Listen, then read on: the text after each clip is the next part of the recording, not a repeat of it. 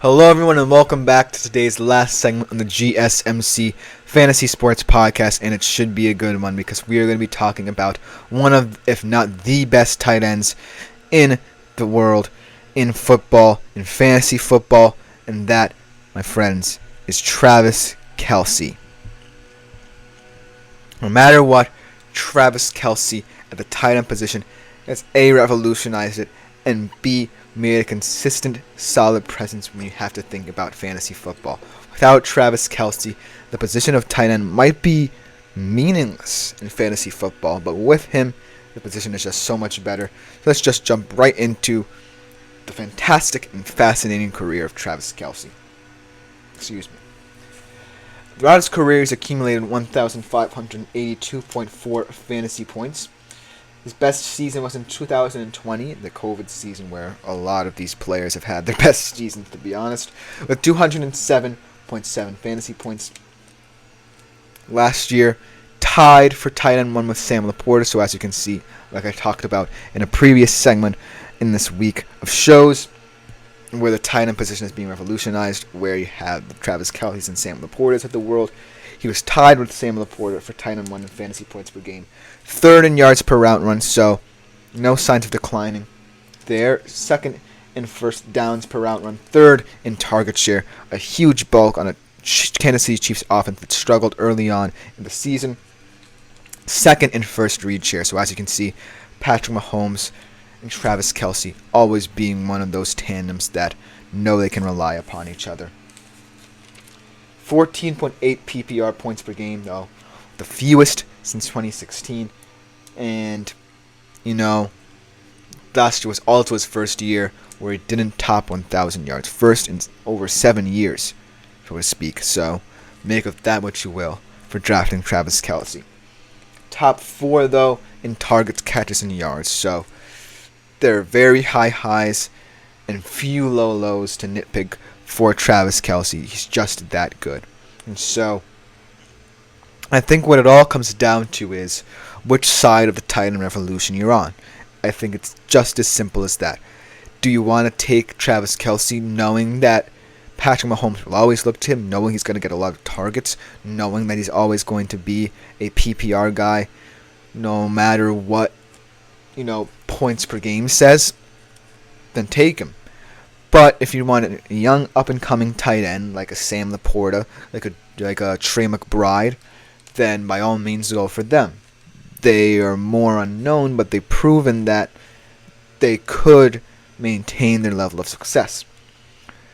But I'm in the former camp here because Travis Kelce, is always going to be someone on the Kansas City Chiefs who is going to really elevate this team.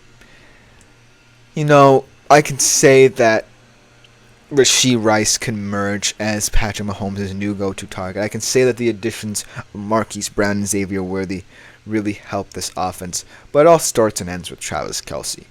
I think that should anything go wrong next year for the Kansas City Chiefs offense, Patrick Mahomes has the best security blanket in football. And he knows that. He knows that anywhere on the field that Travis Kelce wants it to be, he will be there. And so that has to count for something. If there is one caveat to Travis Kelce, I definitely think it's age, whereas other guys are not as concerned about it. I think with Travis Kelce, you kind of have to be concerned a little about age. He certainly seems as if he's aging well, but like I said, last year was his first season where he did not top 900 receiving yards. You can say that's the circumstance he was in, where everything about the Kansas City Chiefs offense early on was shaky, but it could also kind of be a mental thing where he's in between kind of checking out of football altogether and wanting to help this team. And I think that he still has that capability within him to elevate this young team. And I think he wants to be the face of this locker room. At the end of the day, if you're a tight end in this league who's been doing it for so long, at a position that requires you to do the dirty work, sometimes that can have a negative effect on you when you're playing this game. And We haven't necessarily seen it from Travis Kelce just yet, but I certainly think that he's in between moments in his career where he certainly seems like off the field he's content with his life. And that might seep into his game a little bit because there are so many focuses right now in the life of Travis Kelce that football might be the one that he's not necessarily that invested in anymore. And that you can't fault him for that, you know? You think that as a tight end, as a player on a very high-profile team that's scrutinized year in, year out, he's certainly someone who's always in the spotlight. And he's handled it very well. He knows what the media wants and what people want from him. He's the hype guy. But at some point, he's going to realize that he has to let that go. Maybe it's not next year. Maybe he wants to continue playing. And maybe, it will always be that way. And no matter what, Patrick Mahomes will always have him as the guy who can bail him out.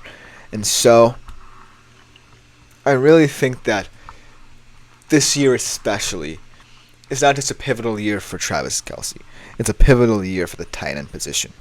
Because if Travis Kelce doesn't perform next year, let's just say that he doesn't perform, I really think you have to look at a new era in terms of how we view tight ends. Because Travis Kelce, you can just slot into your fantasy team any day of the week, and he will perform for you.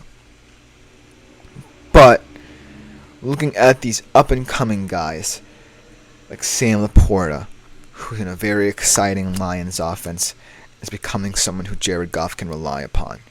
And Trey McBride, another guy who's going to really have to step up for this Arizona Cardinals team if they have any hopes of becoming contenders again. I view Travis Kelce as someone who's not necessarily like the father figure of the tight end position, so to speak. Let's just put it that way. I view him as kind of the leader. Like, I view him as kind of the level that everyone's trying to get up to. I don't necessarily view him right now as someone who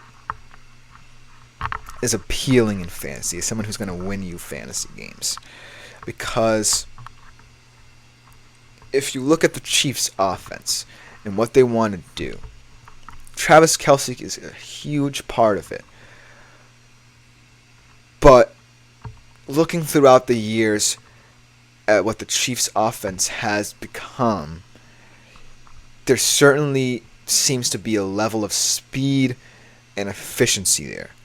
And at some point, having a guy who can just collapse defenses might not matter when you have guys who are just so fast and opposing defenses can't account for them.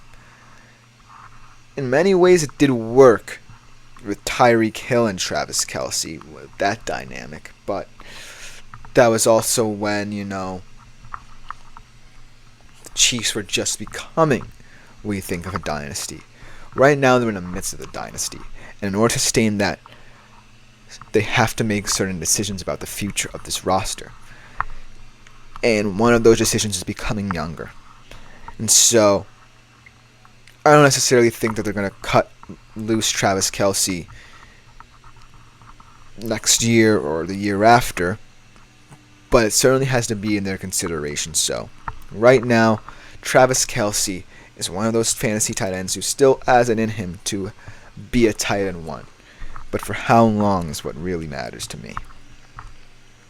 I think the Chiefs could be going in a new direction here. I think that with Xavier Worthy, they're like, okay, we want to get back to Tyreek Hill-like efficiency on offense, where you have a speedster who can just take the top off defenses.